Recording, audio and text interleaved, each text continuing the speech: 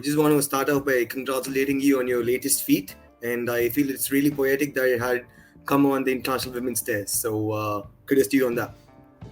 Yes, I know. It felt more personal and wonderful that it was on International Women's Day. Of course, I mean, it's bound to happen, isn't it? It's just some things are written in the stars, and it happens. It happens.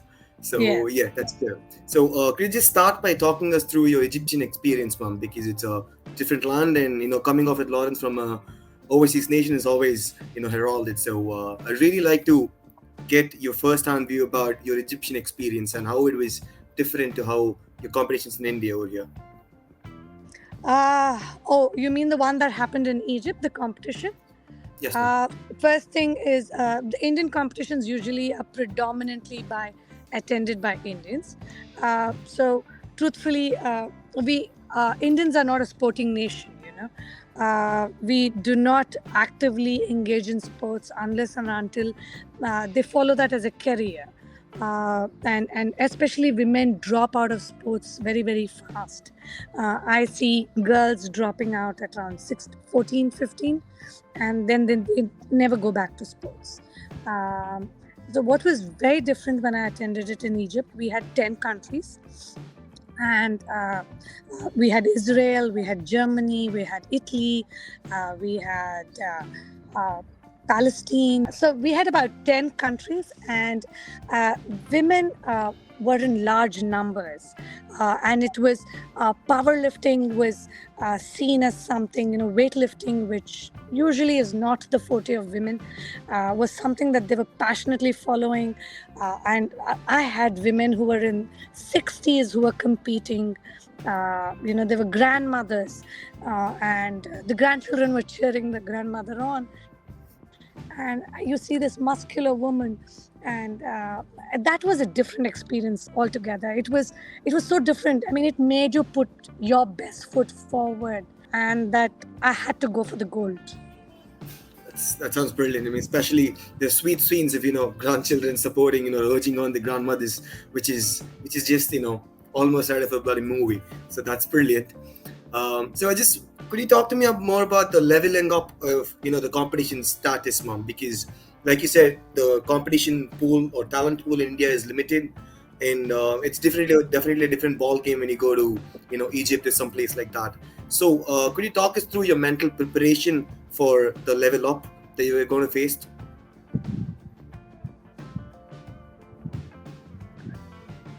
All right.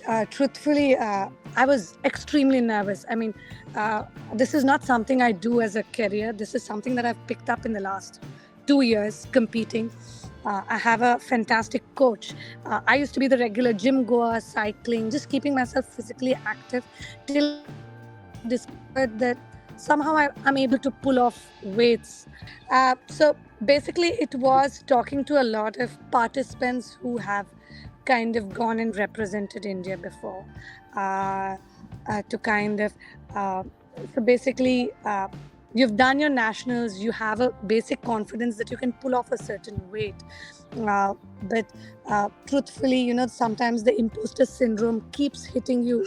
uh, I mean, is it really you? Was it luck? Was there fewer participants? So you battle that on a day-to-day basis, and I surrounded myself truthfully with women friends, who were going to kind of help me overcome this, and who are going to just go on cheering me no matter how negative I spoke about myself. And then, of course, I had a coach who was pushing me, and I truthfully have a equal partner in my husband, who's also a lifter, though he doesn't compete, but man, he's the best cheerleader. So, so those helped me a lot. All that sounds brilliant, mom. And if you could touch upon the mental aspect of things, because I read somewhere that you picked up on this and during the pandemic when people were, questioning themselves and their own daily, regular lifestyle choices. So I came across the fact that you won the, Indian Congress powerlifting in 21 and the Pro League in 22.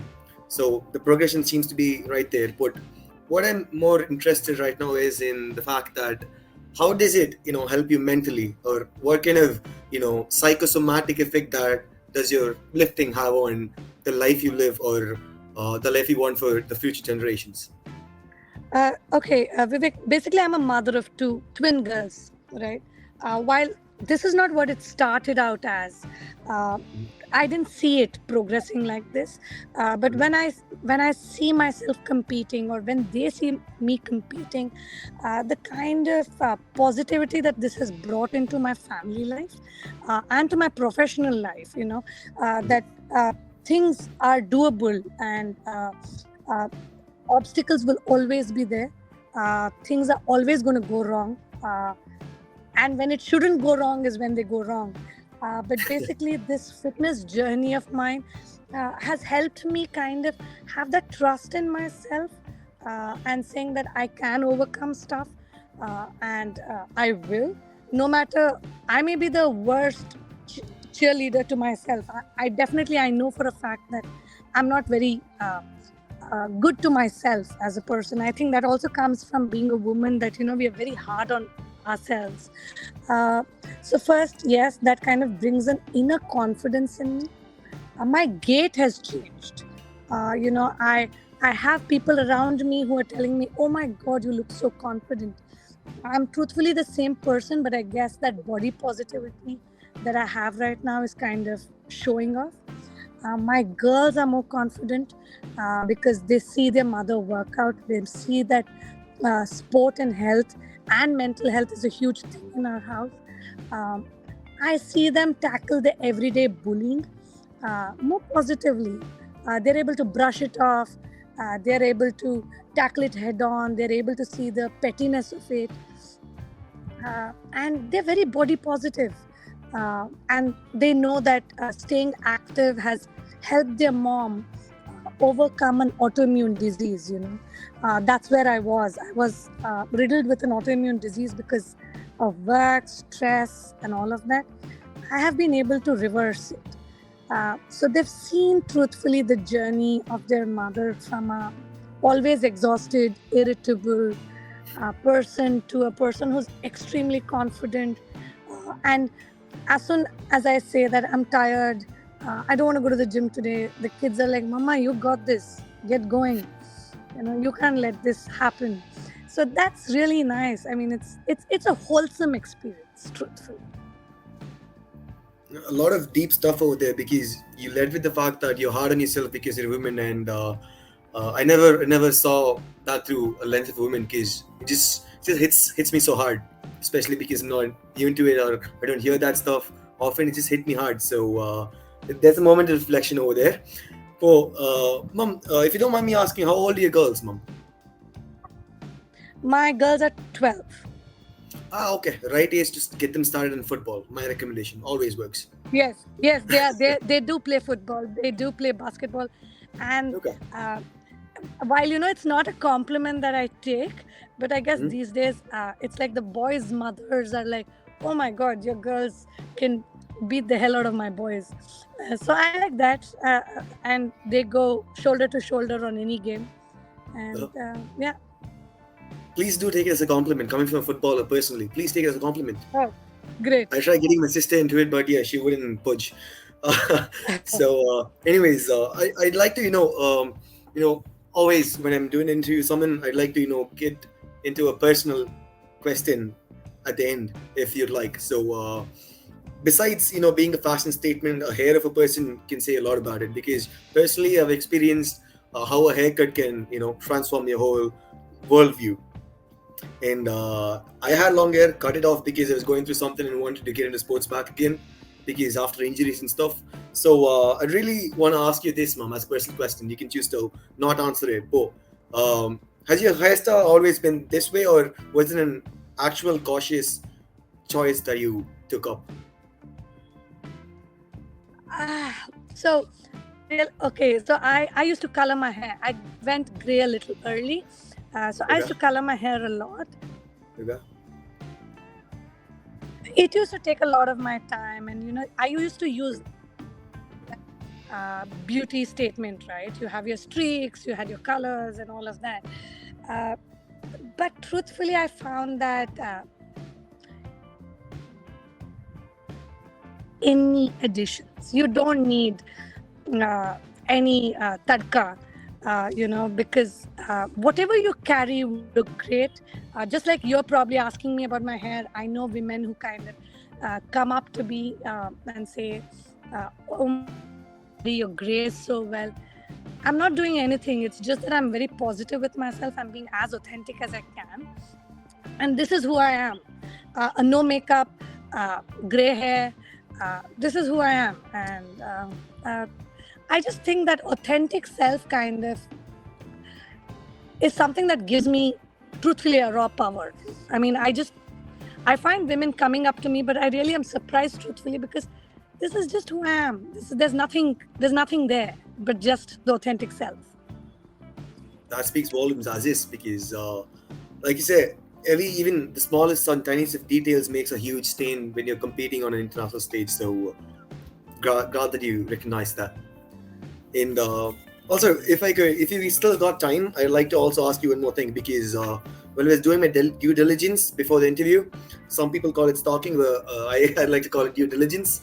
And I came across this post that you had shared regarding the number of playgrounds in each state. Probably the last question is, pertaining to that, because see, you're going around the world, professing the positivity that sports brings in and the discipline it inculcates into people.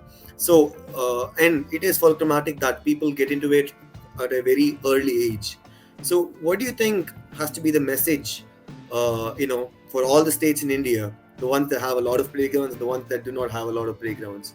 What do you think the message has to be to the authorities that be when it comes to infrastructure for sports development of future?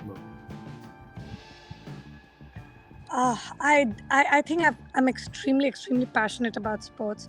Not only on my Twitter handle, I think even when working at Network 18, whenever I sit with Edit, I'm like, let's talk about sports, women's sports. Let's kind of push that, especially when the Commonwealth happened and when you had Mirabai Channu, you had Loveleen coming up and winning, and Sindhu.